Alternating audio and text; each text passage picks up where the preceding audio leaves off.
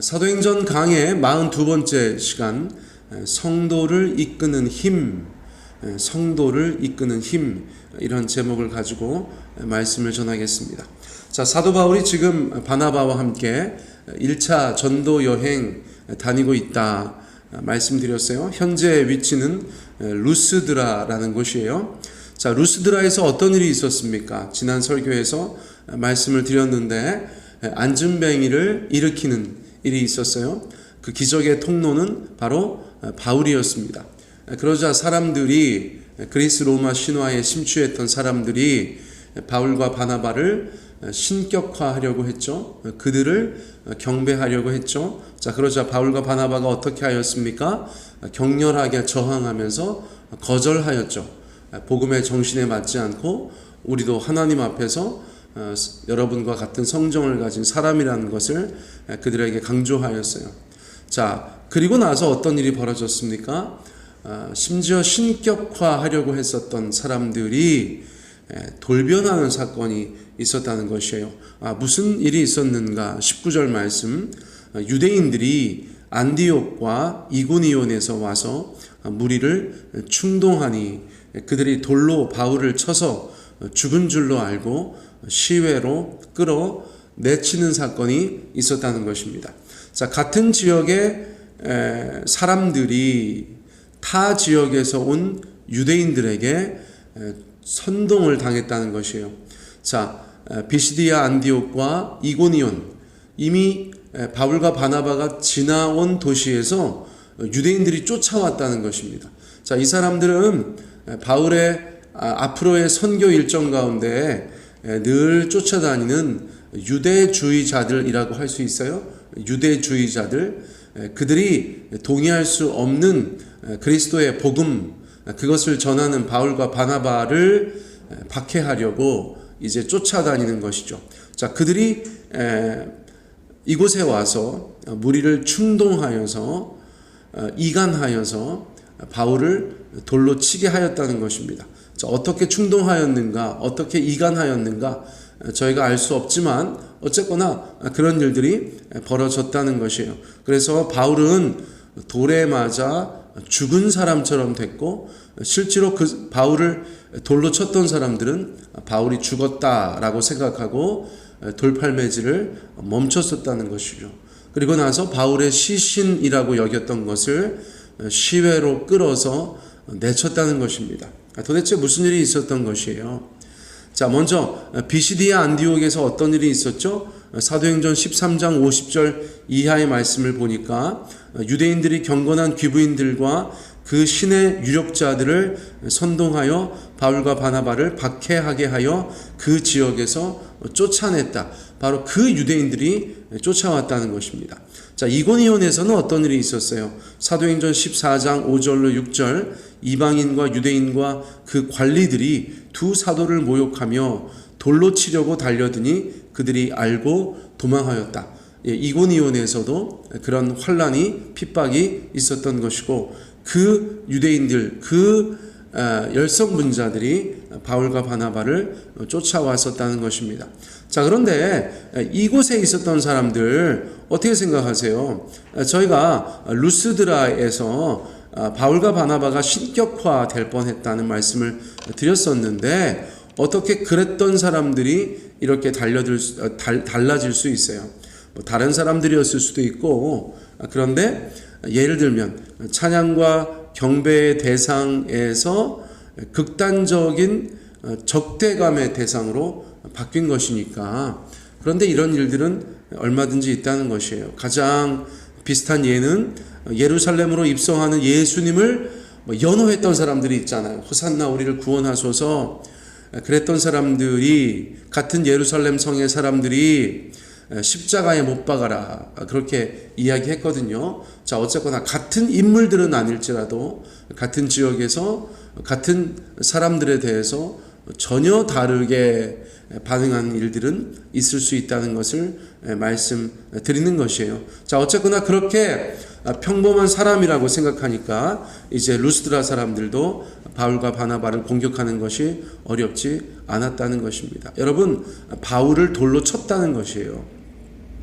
고린도후서 11장 25절에서 사도 바울은 돌로 맞은 것이 한 번이다 이렇게 회상하고 있거든요.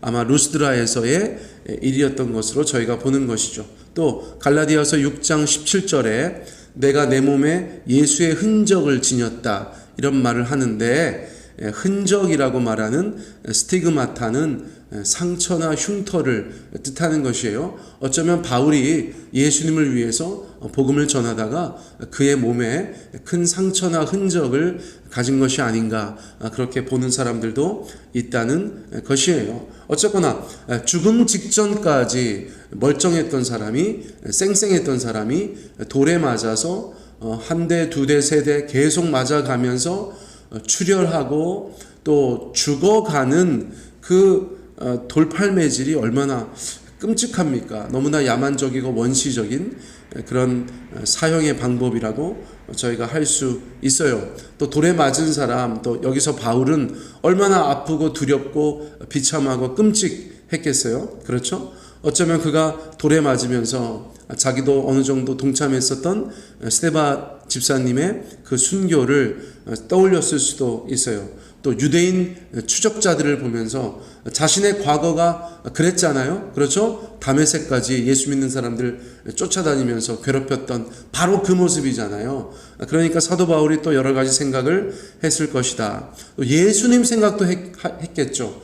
날 위해 십자가의 그 모진 고통을 당하셨던 예수님, 바울도 그 고통을 유사하게 겪고 있으니까 또 그 생각도 했겠죠.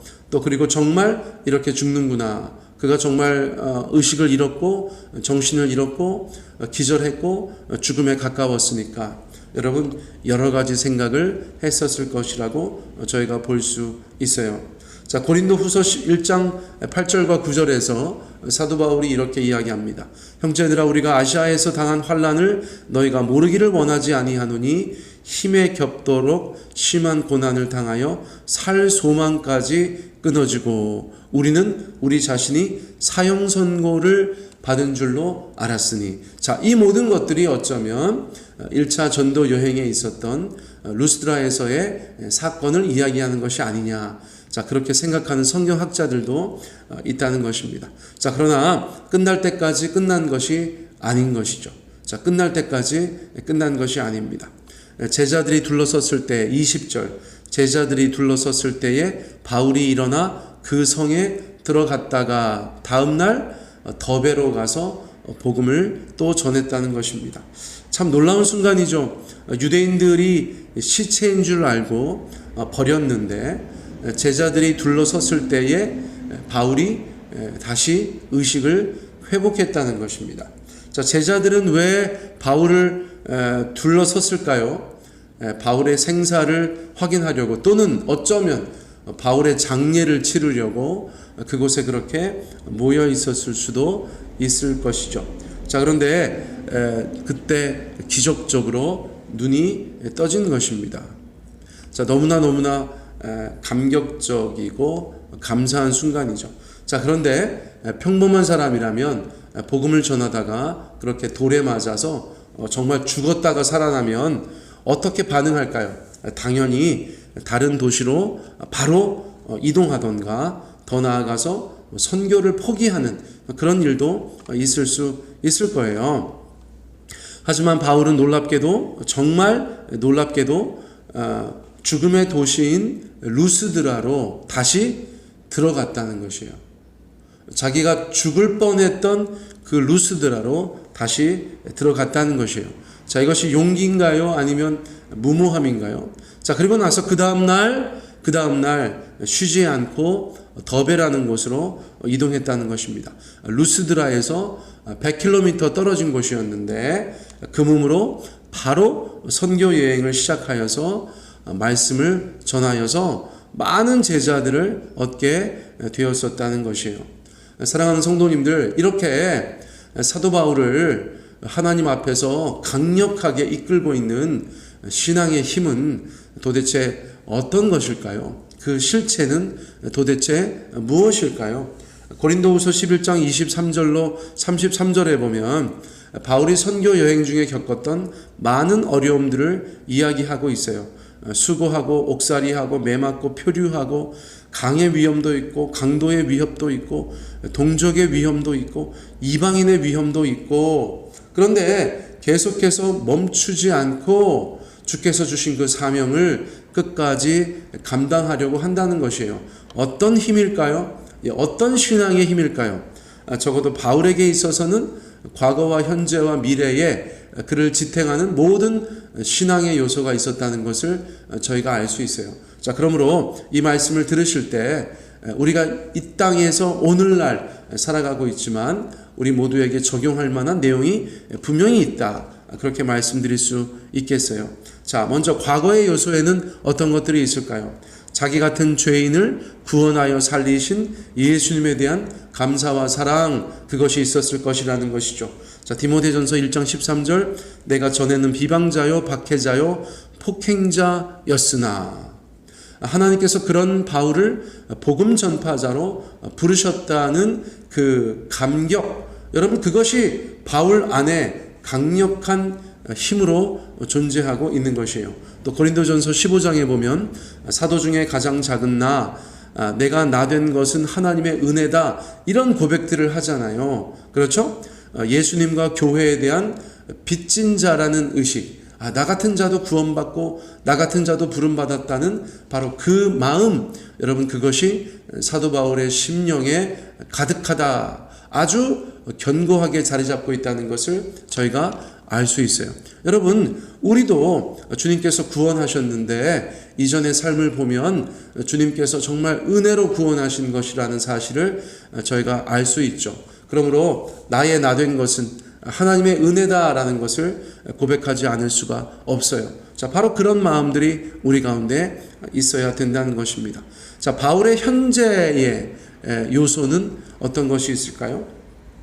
그는 이 복음 전파의 중요성에 대해서 세상 어떤 사람보다 분명하게 확신하고 있는 사람이었어요. 그 믿음이 바울을 계속해서 이끌어가고 있는 것이죠.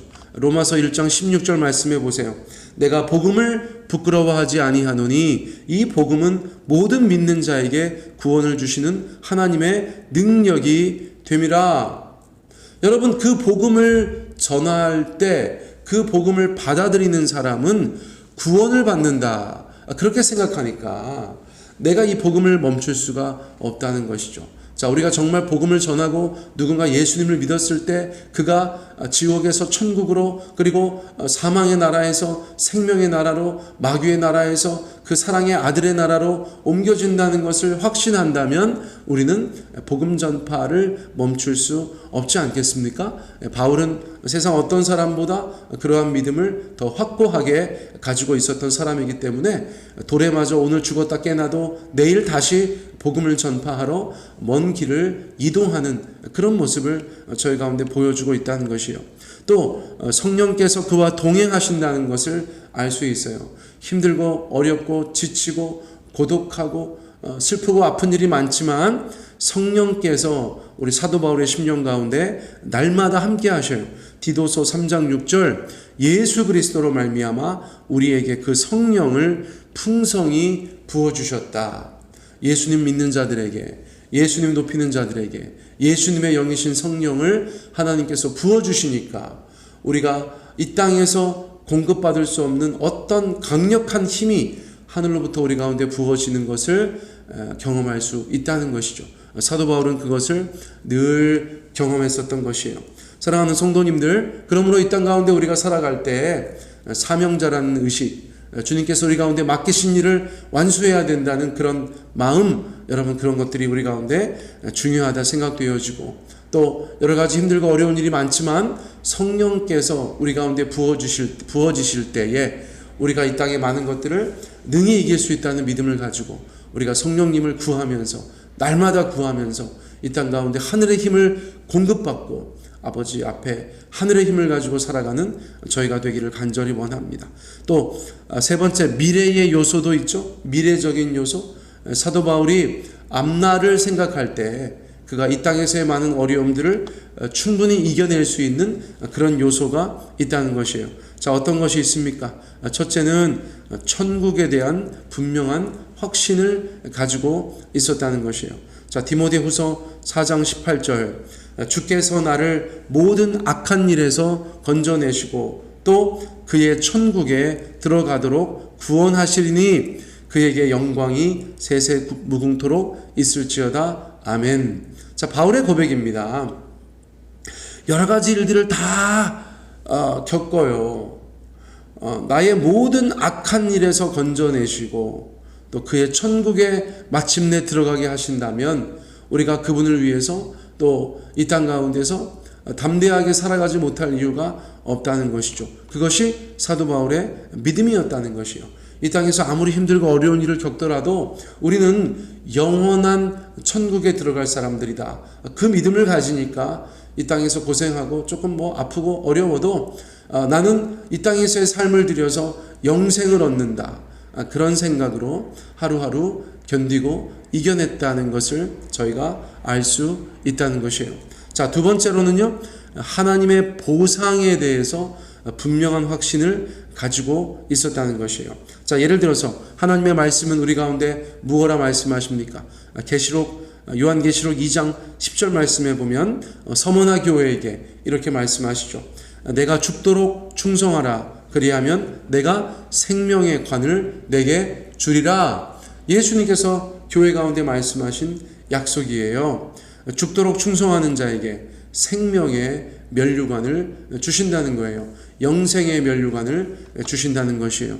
자, 우리에게 어떤 것이 더 필요합니까? 우리의 존재가 하나님 앞에서 영원토록 빛나는 그 아름다운 보상을 주께서 약속하셨기에 이 땅에서 우리가 예수님을 위해 살아가는 것에 대해서 그 믿음 안에서 감당할 수가 있다는 것이죠.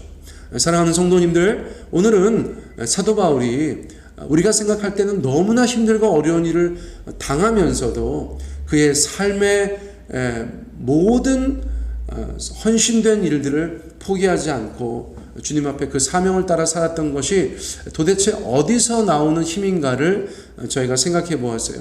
그 과거에 또는 현재에 그리고 미래에 하나님께서 그에게 보여주시고 또 인도하시고 약속하신 모든 말씀들이 그의 심령 속에서 실제로 강력하게 역사하고 작용함으로써 사도 바울은 이 땅에서의 모든 어려움을 넉넉히 이겨낼 수 있었다는 것을 저희가 확인하였습니다.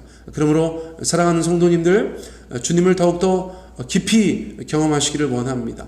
주님을 더 깊이 섬기게 되시기를 원합니다. 그러므로 하늘에서 오는 그 하늘의 신령한 복과 그 능력으로 우리가 충만해져서 이 땅 가운데 우리가 감당해야 될 모든 일들을 능히 감당하시고 온전히 승리하시는 저와 여러분 되시기를 우리 주 예수님의 이름으로 축복합니다.